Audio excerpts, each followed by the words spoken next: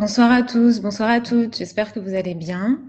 Bienvenue dans notre 5e live Reverdy, dans lequel on va parler de l'anémie chez le cheval. Donc, c'est donc avec notre vétérinaire Cyril, qui va d'abord vous parler définir ce qu'est une anémie, vous parler des principaux des symptômes, des causes d'une anémie, et puis ensuite quelles sont les solutions, quelles sont les recommandations pratiques, et comment complémenter un cheval qui est atteint d'une anémie.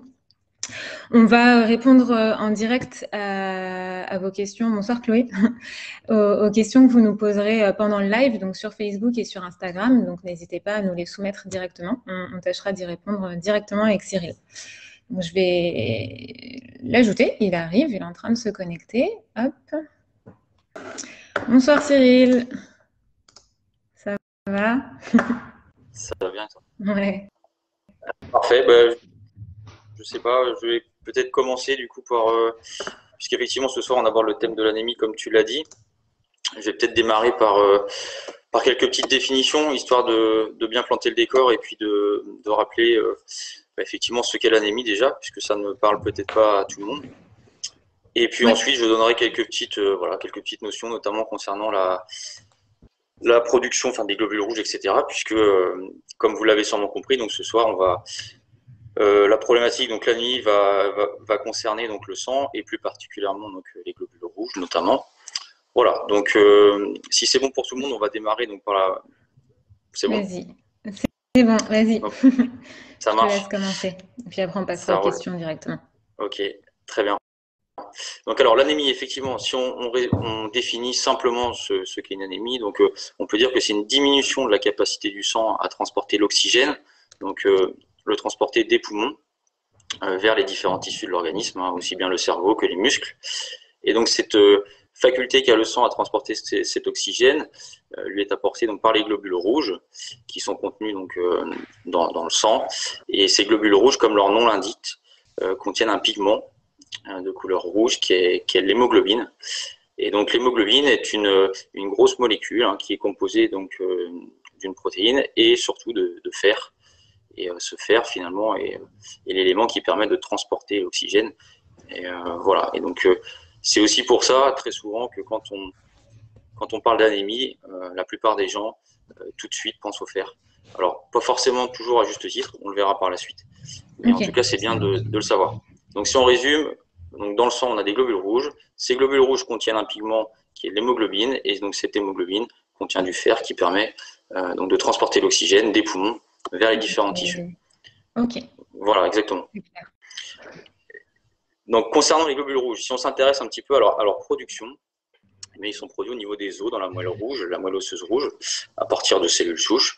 Et donc cette production va durer une petite semaine, donc 5 à 7 jours. Et une fois que ces globules sont produits, ils vont arriver dans la circulation sanguine et vont y rester pendant 140 à 150 jours. Donc en gros, ça fait 5 mois. Voilà. Et donc, on ne va pas rentrer dans les détails aujourd'hui, on ne va pas donner de valeurs très précises, etc. On va rester assez simple. Il n'empêche que si on s'intéresse justement aux différentes valeurs qu'on peut avoir sur une prise de sang, puisque quand on fait un bilan sanguin sur son cheval, les premiers paramètres qu'on va avoir vont être les paramètres des globules rouges notamment. Et donc les valeurs obtenues, d'un point de vue physiologique, naturel, on va dire, vont être influencées et vont pouvoir varier en fonction de plusieurs choses. Alors d'abord l'âge. Il faut savoir que les chevaux âgés ont fréquemment moins de globules rouges et d'hémoglobine dans le sang que de jeunes individus. Ensuite, il faut s'intéresser à la race, puisqu'en fonction des races, on peut avoir des variations assez importantes. Les chevaux de course ayant des teneurs en globules rouges et hémoglobine plutôt élevées par rapport aux chevaux de selle, qui eux-mêmes ont des valeurs supérieures aux valeurs des chevaux de trait, aux poneys et aux ânes. Donc ça, c'est aussi important de le dire, puisque quand on a un poney, il ne faudra pas prendre les références des chevaux de course pour interpréter, en tout cas pour évaluer la prise de sang de son poney. Okay, ce qui est vrai pour l'un n'est pas forcément vrai pour l'autre. Il n'y a pas de, exactement. de valeur vraie pour tous les chevaux. C'est ça. On va avoir bien conscience de ça. de toute façon, ce qui est très important, c'est de se référer à son vétérinaire qui, lui, connaît tout ça, a l'habitude, en fonction des individus, va se référer aux bonnes normes, aux bonnes valeurs usuelles. Donc c'est important de ne pas se lancer forcément tout de suite sur une interprétation de prise de sang parce qu'on a les références à droite de la valeur obtenue. Il faut bien faire attention à ça quand même. Okay. Voilà. Et donc, voilà pour ça, ouais. Et donc, dernier point, donc le niveau d'exercice. Ça, c'est important, hein, puisque un cheval athlète va donc, être entraîné régulièrement. Et donc, l'exercice va, d'un point de vue physiologique, augmenter les teneurs en globules rouges et en hémoglobine par rapport aux chevaux au repos. Donc, ça, c'est la même chose. Un cheval au repos, quand je dis au repos, c'est qui ne fait pas d'activité particulière. Puisque les prises de sang, ça, c'est un autre point. J'en ai pas parlé, mais quand on fait un bilan sanguin d'un cheval, dans la grande majorité des cas, il faut prélever le sang du cheval quand il est au repos, c'est-à-dire le matin, avant le repas même du matin, puisqu'autrement, il peut y avoir différentes… Ça doit être biaisé, quoi. Exactement. Et donc, il peut y avoir différents paramètres qui peuvent, on va dire, artificiellement augmenter les valeurs en globules rouges, par exemple, ou en hémoglobine.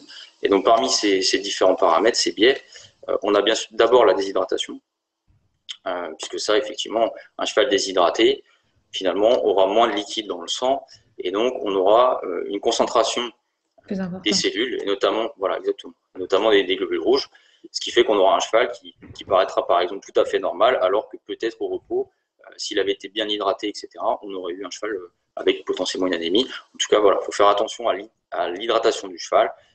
Et donc, c'est un paramètre à prendre en compte dans l'interprétation.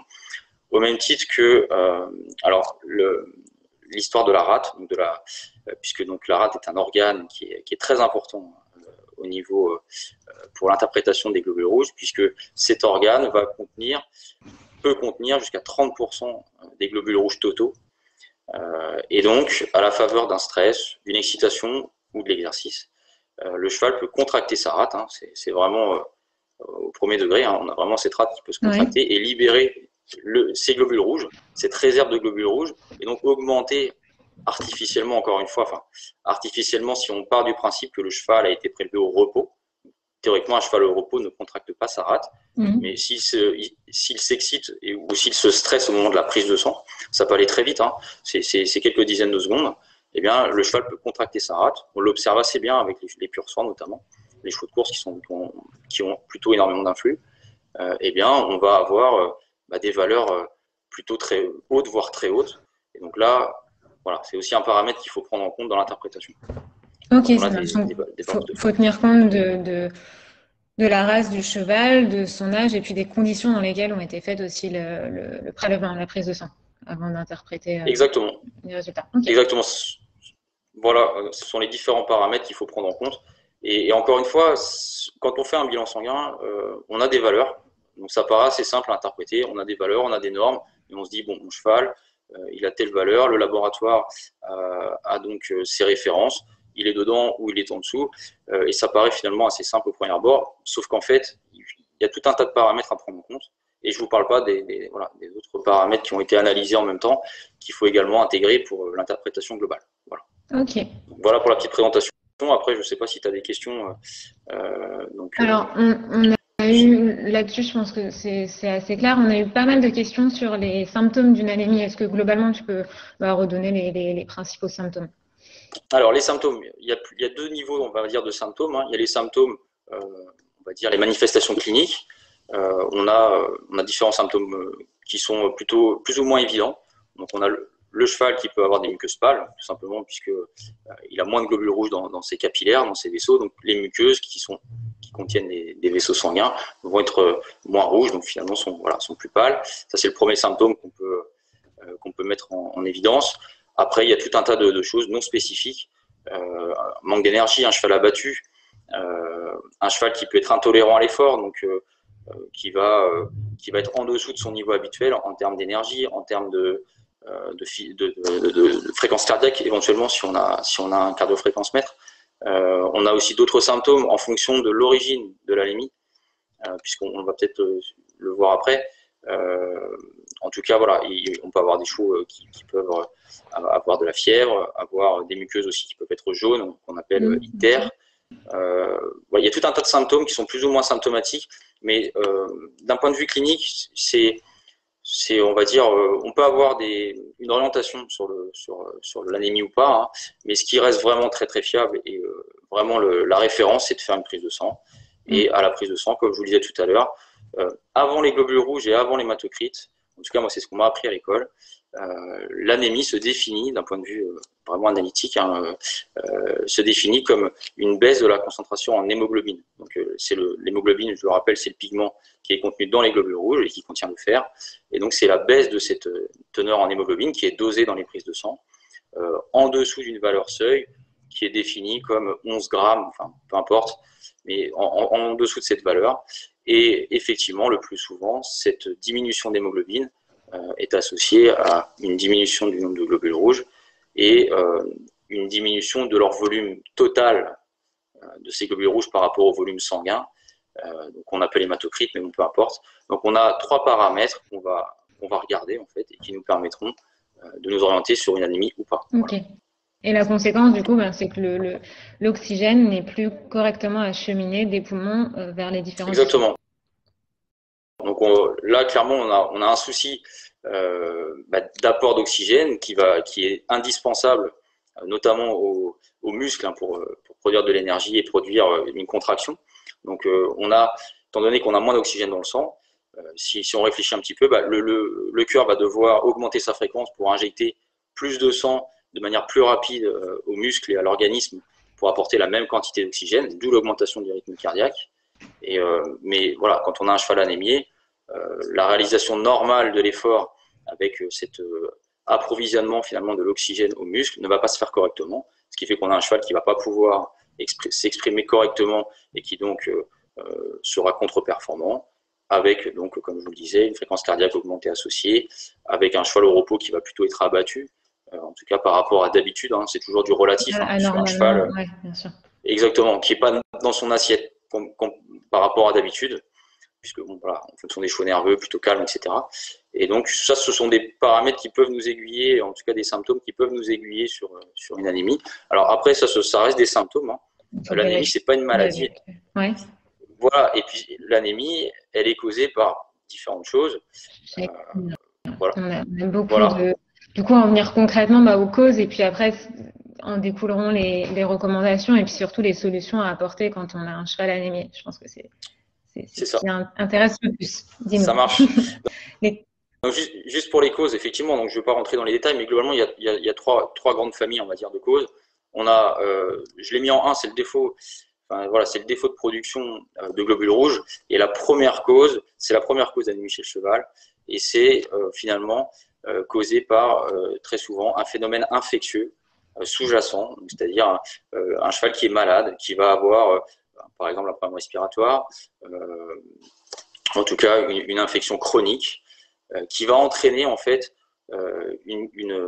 qui va empêcher le fer, qui va empêcher l'utilisation du fer pour produire des globules rouges. Ouais. Donc ce qu'on appelle une carence secondaire en fer, peu importe. Mais voilà, la première cause, c'est le phénomène infectieux chronique. Donc, typiquement, par exemple, un problème respiratoire qui traîne, qui peut entraîner cette anémie. Et ça, c'est la première cause. Après, donc en fait, l'anémie, c'est le signe d'un autre problème sous-jacent, du coup. Exactement. C'est un symptôme, c'est pas la maladie. C'est-à-dire que c'est un signe révélateur d'un problème, d'un autre problème. Okay. Voilà, plus profond. Et donc ça, c'est vraiment la cause première. Ensuite, il y a les deux autres. Exactement, il faut creuser. Voilà. Après, il y a les deux autres familles. Donc, il y a les pertes de sang, donc l'hémorragie, hein, l'hémorragie externe ou interne. Alors, l'externe est facile à voir, l'interne un peu moins. Et ensuite, on a une destruction des globules rouges.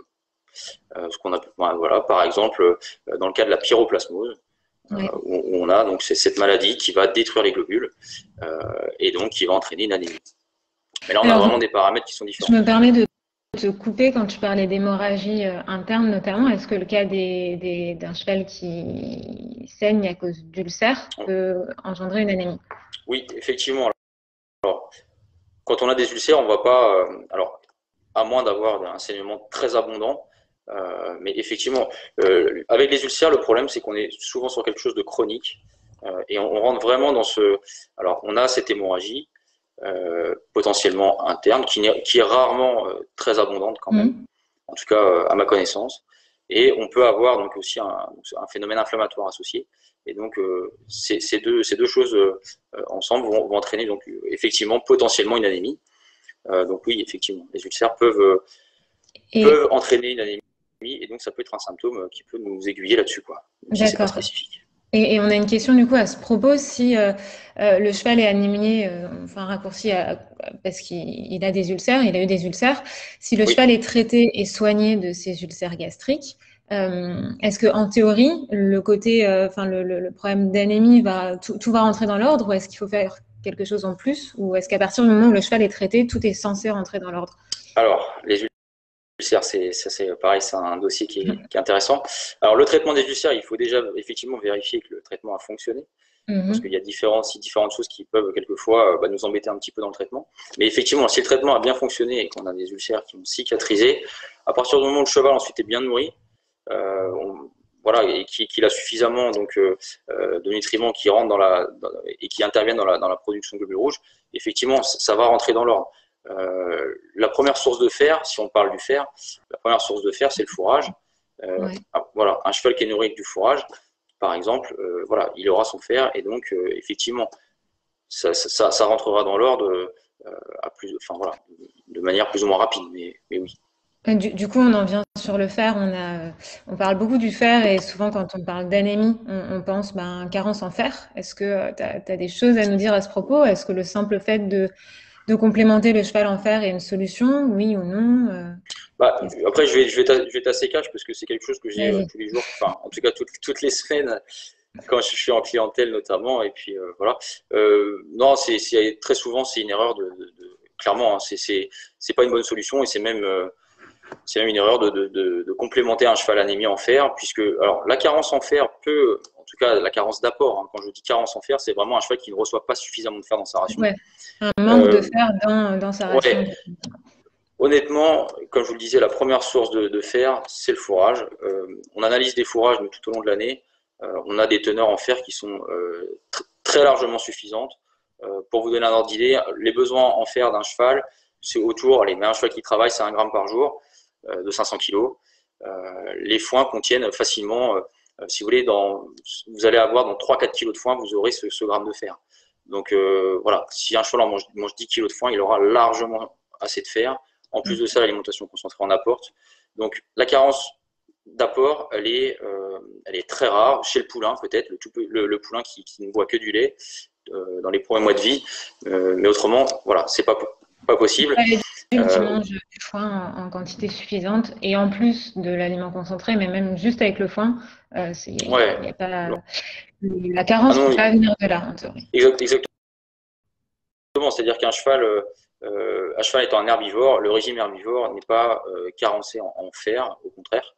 Ce qui peut se produire, par contre, c'est une carence qu'on dit secondaire, c'est-à-dire que en fait, le cheval va ingérer suffisamment de fer, mais parce que notamment il a une infection, un problème inflammatoire chronique, une maladie infectieuse chronique, et bien en fait, son fer va être moins bien absorbé au niveau du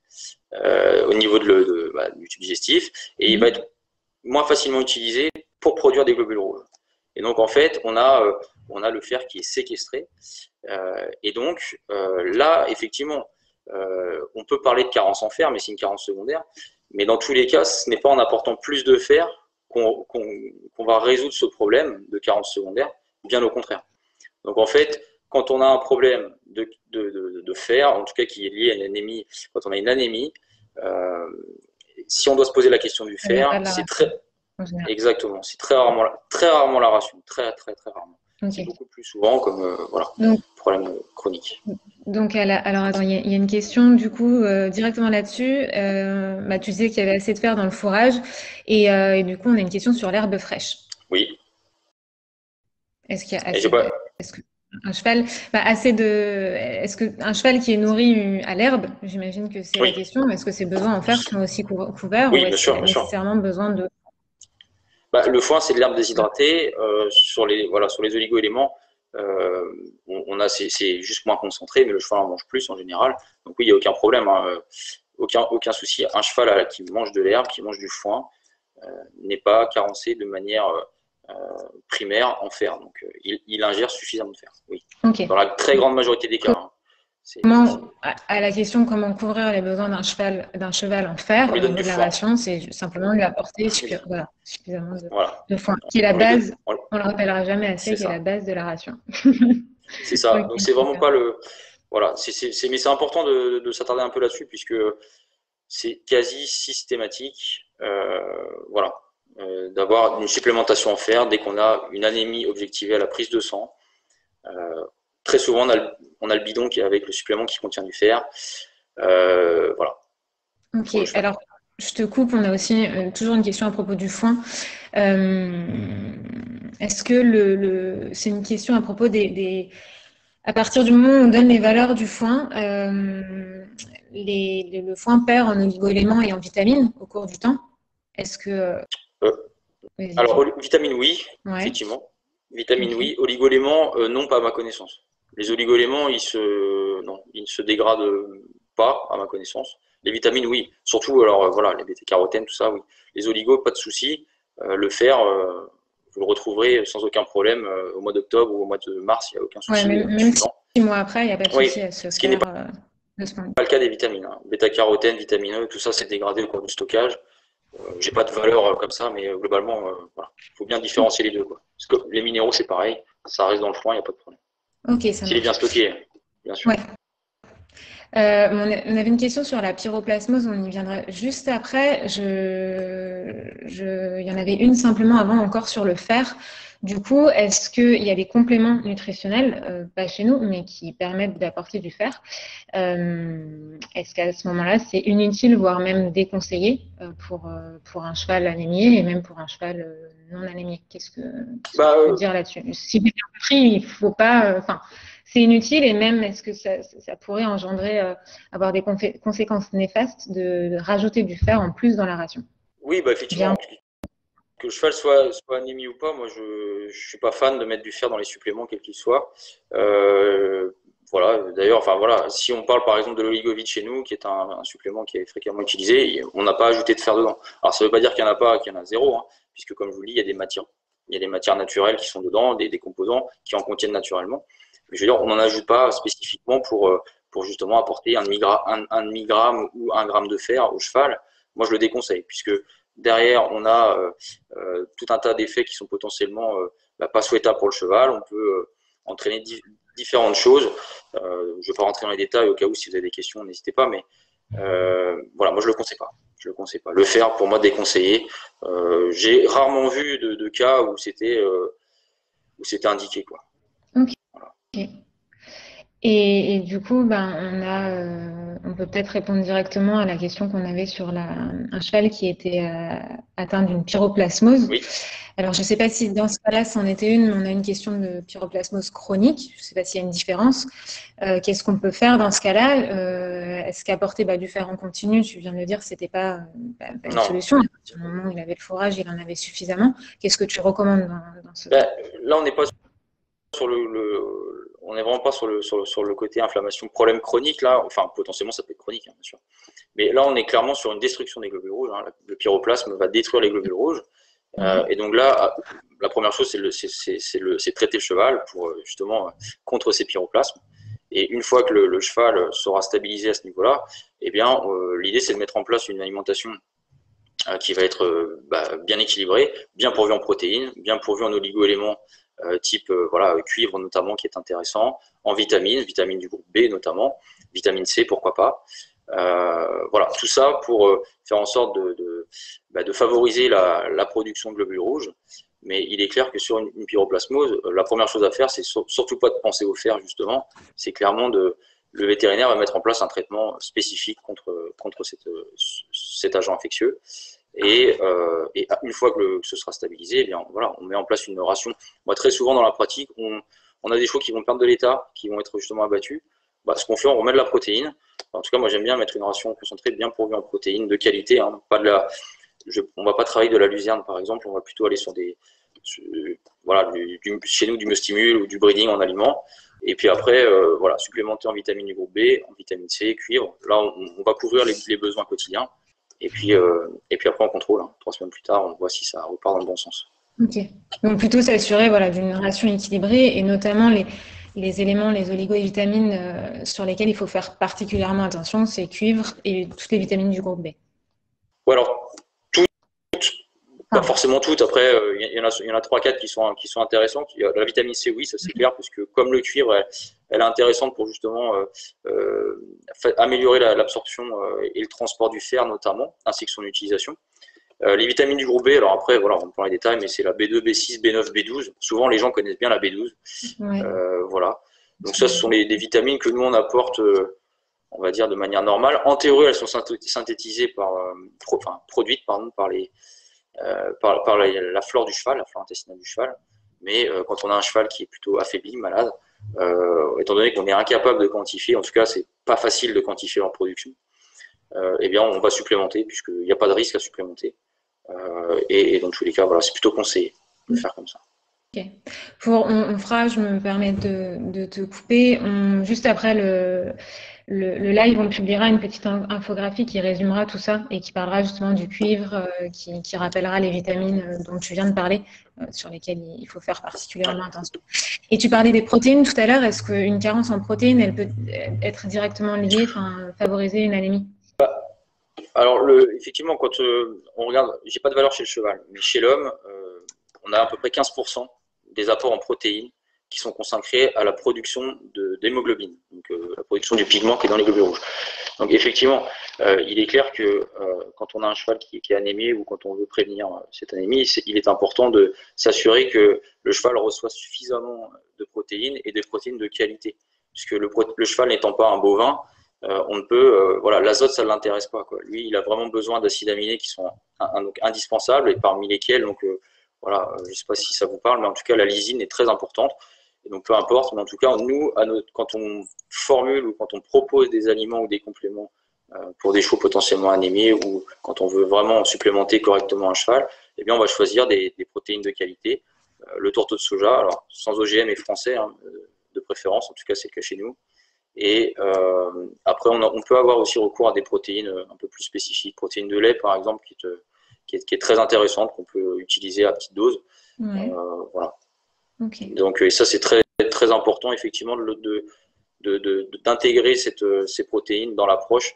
On n'a pas seulement les oligos, les vitamines. Voilà. Même si je rappelle que ça, on reste sur la nutrition, c'est très bien. Mais avant ça, il faut bien identifier la cause de l'anémie. Puisque, comme je vous disais, ce n'est pas une maladie, c'est vraiment un symptôme, c'est un signe qui montre qu'il y a un problème sur le cheval. Et donc, il faut d'abord que le vétérinaire fasse son travail. Et voilà, si c'est une pyroplasmose, il faut soigner la pyroplasmose. Si c'est une infection respiratoire, il faut soigner l'infection respiratoire. Et en plus de ça, on met en place un régime alimentaire adapté. Mais voilà, l'un ne va pas. Oui, exactement. Exactement. Les deux vont ensemble. Hein. C'est vraiment un travail complémentaire. Et voilà, il ne faut pas espérer soigner un cheval qui a une pyroplasmose avec un produit à base de vitamines et d'oligo-éléments.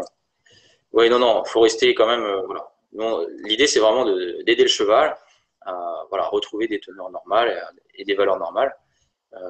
Mais on est sur la nutrition, on accompagne le cheval sur le moyen terme, au quotidien, on va dire. Et quand il y a un problème de santé ponctuel, il faut le régler. Ok.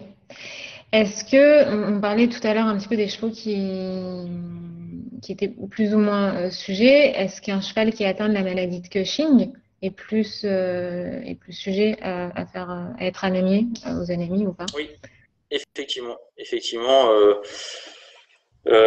chevaux qui souffrent de la maladie de Cushing sont plus plus souvent anémiés et peuvent présenter une anémie.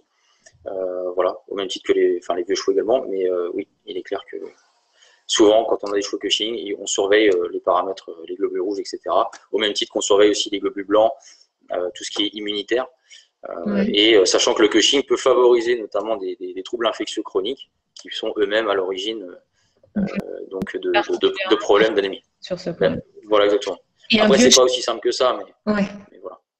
Et un vieux cheval qui n'a pas de souci particulier, il est plus sujet aux anémies aussi ou ça n'a rien à voir? Alors, excuse-moi, j'ai pas bien entendu.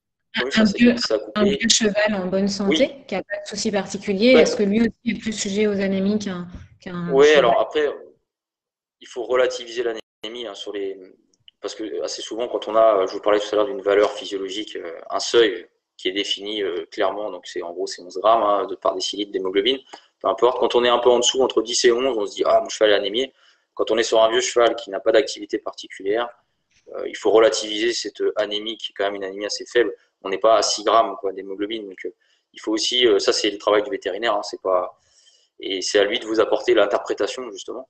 Mais oui, un vieux cheval qui travaille pas beaucoup, parce que souvent les vieux chevaux ont une activité plutôt réduite, on peut très souvent quand même effectivement avoir des valeurs qui sont plutôt assez faibles. Okay. On a une question d'une personne qui parle d'une anémie sans pyroplasmose, donc la pyroplasmose n'est pas la cause de l'anémie, et qui demande si ça peut venir uniquement de l'alimentation. C'est sur un cheval en croissance. Donc, si je reprends ce que tu as dit tout à l'heure, si le... Attends, je t'entends pas, Florie, excuse-moi, ça coupait. Une personne qui a un cheval en croissance, qui n'a pas, elle sait simplement que la cause de l'anémie n'est pas la pyroplasmose, et qui demande si ça peut venir uniquement de l'alimentation. Si je reprends ce que tu as dit tout à l'heure, si le cheval reçoit suffisamment de fourrage, en théorie, ça ne vient pas de l'alimentation, sauf si c'est un tout petit poulain qui, pour le moment, ne reçoit que du lait. C'est bien ça. Oui, alors déjà, il faut qualifier, déjà, faut savoir voilà, à quelle anémie on a affaire finalement. Est-ce que c'est une anémie marquée? Est-ce que c'est une anémie qui est modérée? Est-ce que c'est une anémie qui est plutôt faible? Enfin, une petite anémie, quoi. Après, donc oui, le fer, ça c'est un point. La protéine, il faut quand même le regarder, surtout sur des poulains en croissance qui ont des besoins importants. Alors, comme je vous le disais tout à l'heure, les poulains en général, en tout cas, voilà, en fonction de l'âge, passer le sevrage, on est physiologiquement, on est rarement sur des valeurs basses. Voilà, si c'est une anémie légère, il faut regarder effectivement d'un point de vue de l'alimentation quand même si tout est ok. Après, si c'est une anémie plus marquée, non, clairement, enfin, faut aller voir autre chose. L'alimentation, c'est souvent, vous savez, quand on sait plus, c'est souvent une hypothèse qu'on a par dépit, quand on l'a aussi avec les problèmes. Comment? La facilité un petit peu. On se dit que ça tout oui, c'est ça. Et puis souvent, il y a des mythes comme ça. Je disais, bon, l'anémie égale fer. Dès qu'il y a des enzymes hépatiques, par exemple, on va dire, il y a un problème de foie, ça peut être parce qu'il y a trop de protéines, etc. Or, ça n'existe pas à ma connaissance. Voilà.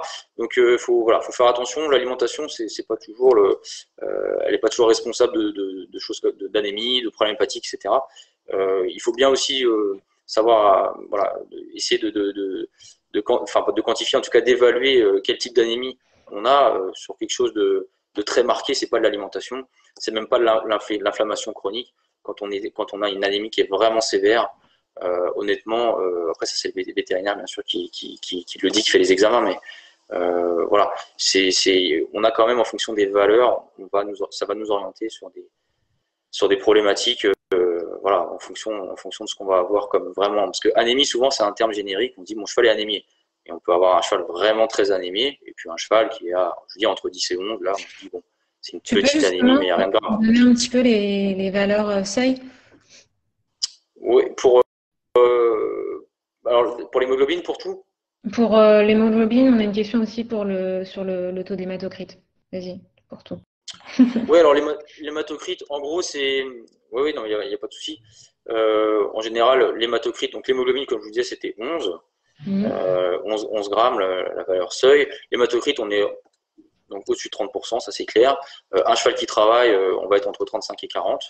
On peut être au-dessus de 40, mais quand on est au-dessus de 40, moi je regarde toujours après d'autres paramètres, notamment j'essaie de regarder un petit peu, voir s'il n'y a pas une excitation, si on n'a pas non plus une déshydratation, puisque la déshydratation va artificiellement augmenter l'hématocrite.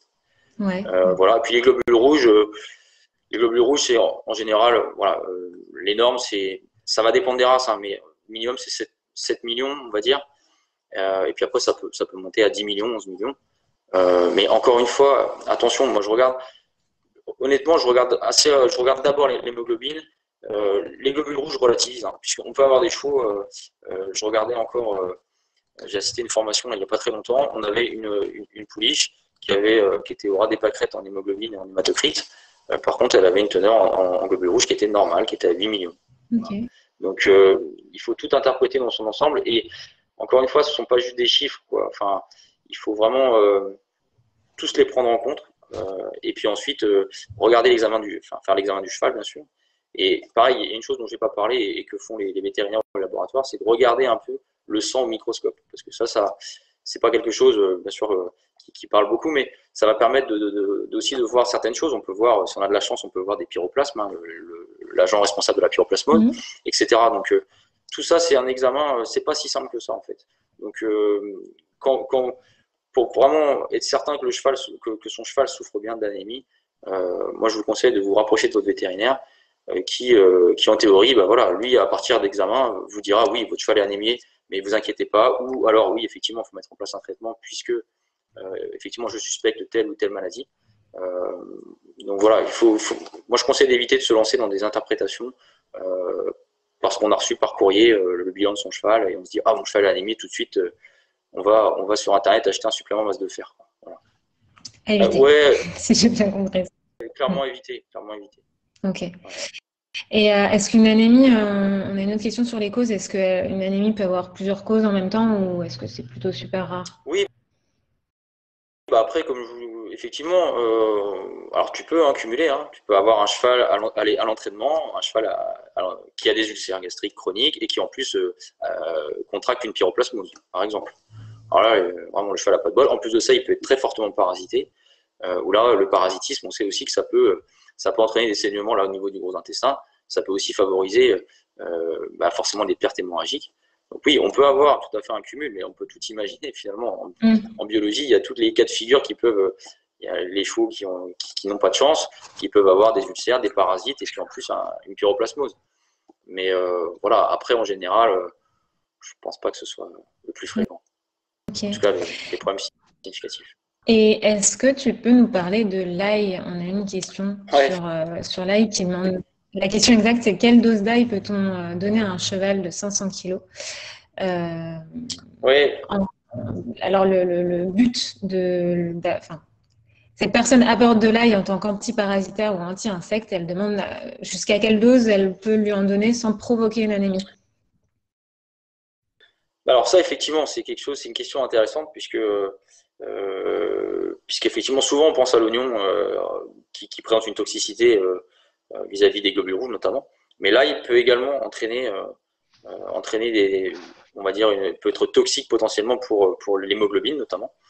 Alors les doses, c'est pas simple parce qu'effectivement, déjà premièrement, j'ai pas énormément de recul avec ça. Après, il existe une étude qui a évalué la toxicité potentielle de l'ail. Alors c'est une étude chez le cheval et qui montrait que là ils utilisaient 16 grammes, c'était pour un cheval de 500 kg, une quinzaine de grammes en gros, par jour pendant 3 mois.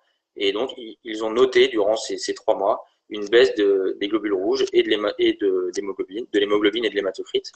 Maintenant, voilà, c'est une étude et sans on va dire qu'il n'était pas non plus une étude très poussée, mais il n'empêche que c'est rapporté effectivement dans d'autres espèces. Et donc, si on regarde les recommandations des gens qui sont penchés là-dessus, en gros, ils recommandent de donner moins de 10 grammes d'ail par jour en poudre, hein, pas fraîche, d'ail frais, donc voilà, 10 grammes moins de 10 grammes par jour en poudre pour un cheval de 500 kg. Voilà, alors après, je ne suis pas un spécialiste de l'ail, hein, pour être honnête, mais je sais que c'est souvent utilisé pour des vertus antiparasitaires, donc vermifuges, ou pour le côté répulsif, hein, pour les insectes, voire pour le côté respiratoire.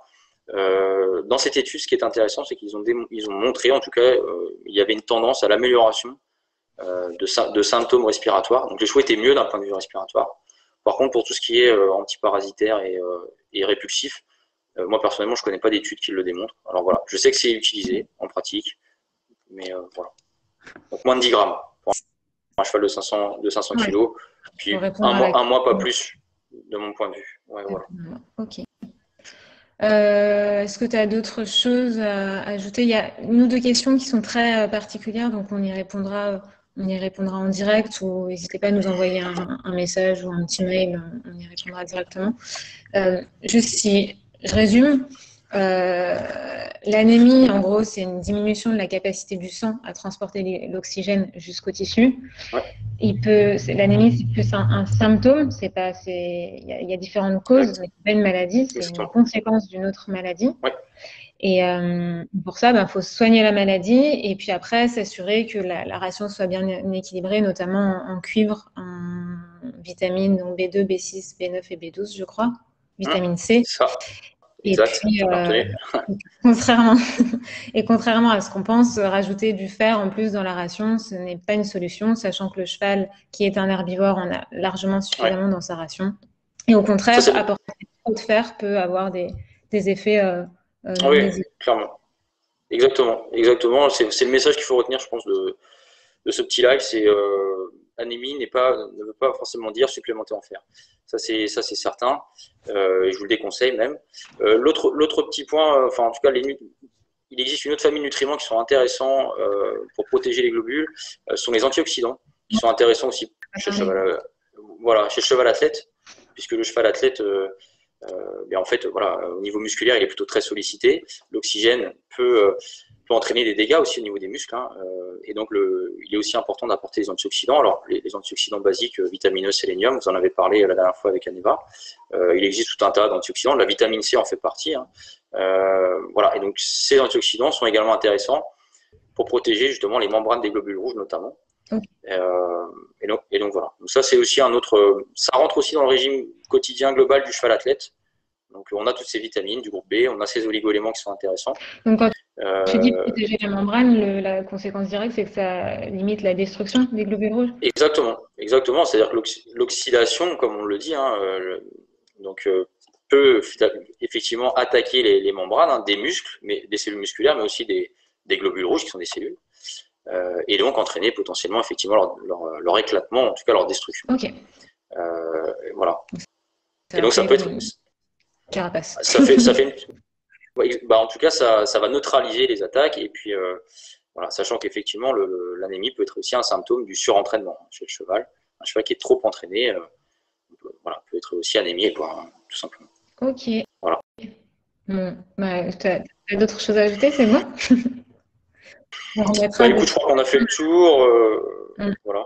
La petite infographie qu'on publiera dans les jours à venir, on remettra bien le récap de toutes les recommandations, de tout ce que tu viens de dire pour que ce soit clairement écrit, parce qu'il y a beaucoup de choses à retenir. Ouais. et voilà. Très bien, parfait. Et puis, merci, c'était super enrichissant. J'espère que ça vous a plu. On repostera aussi le replay de ce live sur Facebook, sur Instagram et dans les prochains jours sur YouTube aussi avec les sous-titres. Et puis voilà, Cyril, si tu as terminé, je te souhaite une bonne soirée. Merci. Et puis bonne soirée à tous. Et puis rendez-vous mardi, je crois que c'est le 16 mars. Cette fois-ci, ça devrait être avec Aneva pour notre prochain live. Voilà. Bonne soirée, Florian. Merci à tous. Merci, à bientôt. Bonne soirée. De rien. Bonne soirée, au revoir.